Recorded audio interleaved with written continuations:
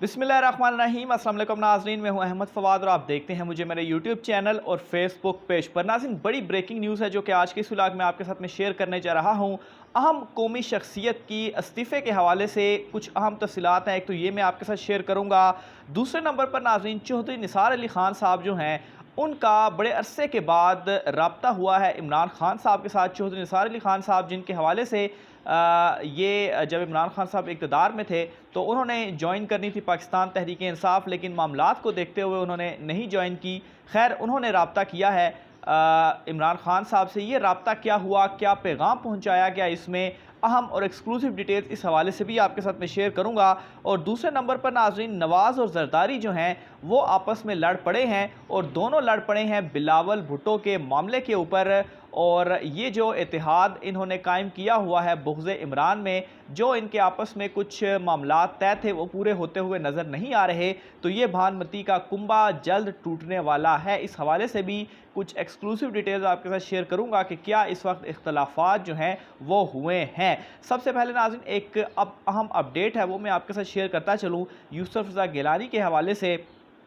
तो इनका जो एक केस चल रहा था इलेक्शन कमीशन ऑफ पाकिस्तान में नाअहली के हवाले से, जब इनको सेनेटर मुंतखब करवाया गया तो मुबैना तौर पर जो वोटों की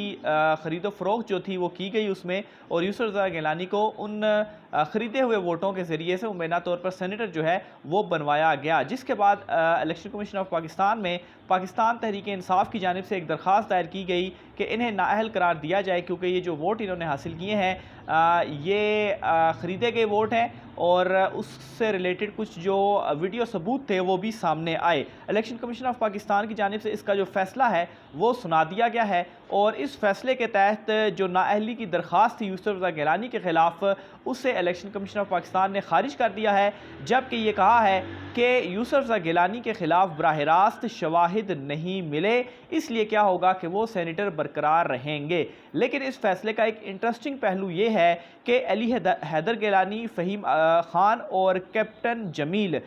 इन तीनों के ख़िलाफ़ करप्ट प्रैक्टिसेस के तहत कार्रवाई करने का जो हुक्म है वो भी इलेक्शन कमीशन ऑफ पाकिस्तान की जानिब से दिया गया है। अली हैदर गिलानी जो कि यूसुफ रज़ा गिलानी के साहबजादे हैं, और वो जो वीडियो जिसमें मुबैना तौर पर वोटों की ख़रीदारी की जा रही थी वो उस वीडियो के अंदर मौजूद थे। तो बहरहाल यहाँ पर एक अहम सवाल जो इस वक्त उठाया जा रहा है वो ये उठाया जा रहा है कि अगर अली हैदर गिलानी, फ़हीम खान और कैप्टन जमील, अगर इनके ख़िलाफ़ करप्ट प्रैक्टिसेस के तहत कार्रवाई का हुक्म दिया जा सकता है, तो ये जो करप्ट प्रैक्टिस यानी कि वोट ख़रीदने की प्रैक्टिस थी, ये किसके लिए की गई? ये की गई यूसुफ रज़ा गिलानी के लिए। तो अगर इनके ख़िलाफ़ करप्ट प्रैक्टिसेस का हुक्म दिया गया है, ज़ाहिर सी बात है साबित हुई है तो हुक्म दिया गया है कार्रवाई का, तो अगर इनके ख़िलाफ़ कार्रवाई करने का हुक्म दिया गया है तो जिसके लिए वोट ख़रीदे गए हैं और जिसको सेनेटर बनवाया गया है उसको कैसे नाअहल नहीं किया जा सकता? तो ये नाज़रीन एक सवाल इस वक्त उठाया जा रहा है, और बड़ा मेरे ख़्याल से वैलिड क्वेश्चन भी जो है वो इस वक्त उठाया जा रहा है। और ये भी कहा जा रहा है कि इलेक्शन कमीशन ऑफ पाकिस्तान, जो कि ऑलरेडी एक मुतनाज़ा इदारा बन चुका है, अपनी जानिबदारी का सबूत इस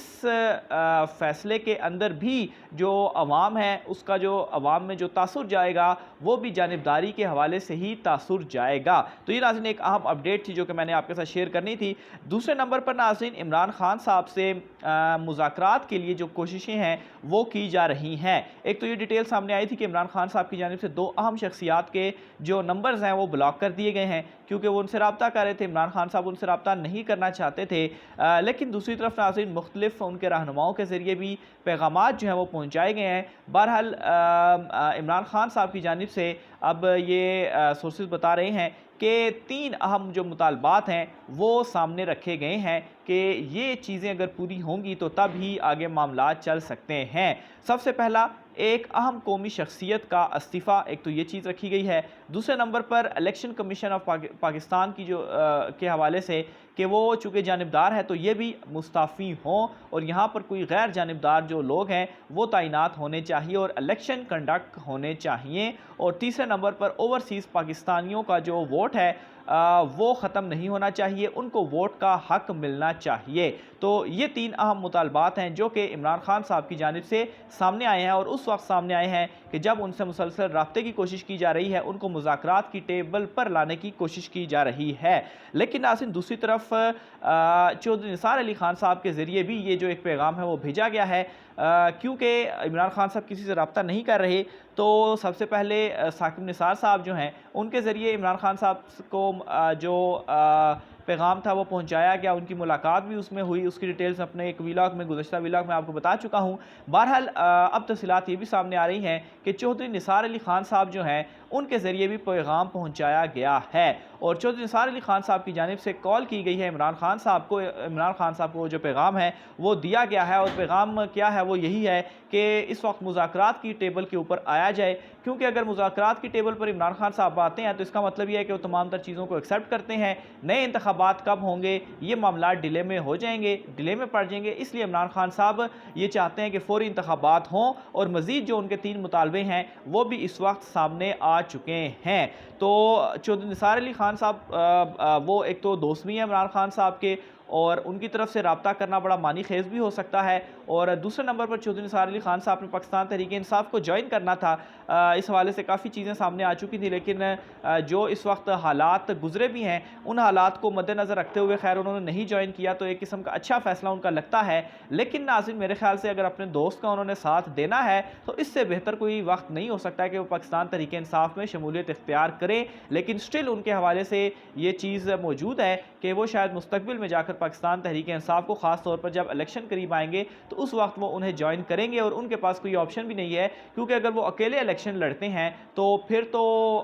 وہ آلریڈی جو اپنا چانسز ہیں وہ کھو چکے ہیں، اور اگر وہ پاکستان تحریک انصاف میں شامل نہیں ہوتے تو مزید چانسز وہ اپنے کھو دیں گے۔ آخر میں ناظرین نواز اور زرداری کا جو جھگڑا ہے اس حوالے سے میں تفصیلات آپ کے ساتھ شیئر کرتا چلوں تو جو لندن میں ملاقات ہوئی تھی بلاول بھٹو اور نواز شریف کی، جو کوئی 3 دن تک ان سے ملاقاتیں کرتے رہے، ان میں کچھ معاملات جو تھے وہ طے ہونے تھے، لیکن نواز شریف کی جانب سے صاف انکار کیا گیا، جس کے بعد آصف زرداری جو تھے وہ شدید غصے میں، اور ان مطالبات میں سیٹ ایڈجسٹمنٹ کے حوالے سے ایک بڑا اہم مطالبہ تھا، اور صدر کا ایک بڑا اہم مطالبہ تھا جو کہ نہیں مانا گیا، تو آصف زرداری اس کے اوپر بڑے جو ہے وہ غصے میں بھی تھے، اور انہوں نے ظاہر سی بات ہے ناراض بھی ہیں، ان کے جو مطالبات تھے وہ مانے بھی نہیں گئے، اور اب یہاں پر سوال یہ ہے کہ اگر ان کو آپس میں غصہ ہے، مذاکرات بھی ناکام ہوئے، تو پھر بلاول بھٹو کی جانب سے وزیر خارجہ کا جو حلف ہے وہ کیوں لیا گیا ہے؟ تو اصل میں ناظرین اس کی وجہ یہی ہے کہ وہ جو مذاکرات ہیں ان کے ناکام ہوئے ہیں، اور اس کی ناکامی کی وجہ سے انہوں نے وزیر خارجہ کا جو حلف ہے وہ لیا ہے، کیونکہ پیپلز پارٹی کا اس وقت یہ ماننا ہے کہ اگر وزارت خارجہ ان کے پاس رہے گی تو وہ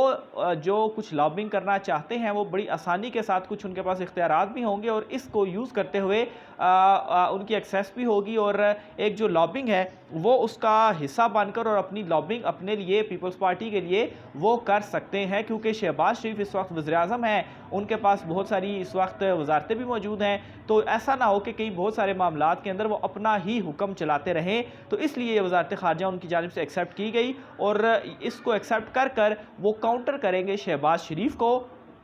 اور سلسلہ ناظرین یہاں پر رکنے والا نہیں ہے۔ ایک اور خبر بھی میں آپ کو دیتا چلوں کہ عید کے بعد پیپلز پارٹی مزید وزارتوں کی ڈیمانڈ رکھے گی، اور مزید وزارتیں بھی ان سے لے گی، اور جہاں تک چیئرمین سینٹ کا معاملہ ہے تو وہ بھی مجھے صاف ہوتا ہوا دکھائی دے رہا ہے، کیونکہ یوسف رضا گیلانی صاحب کے خلاف یہ جو کیس تھا نااہلی والا، یہ تو ان کے خلاف درخواست خارج کر دی گئی ہے، تو میرے خیال سے معاملات اب چیئرمین سینٹ کی جانب بھی بڑھ رہے ہیں، اور نیکسٹ سٹیپ یہ بھی ہوگا کہ یوسف رضا گیلانی کو چیئرمین سینٹ منتخب کروایا جائے گا۔ تو یہ ناظرین آج کی اہم ترین تفصیلات تھیں، اپنی رائے کا اظہار کمنٹ باکس میں لازمی کیجیے گا کہ عمران خان صاحب اور چودھری نثار علی خان صاحب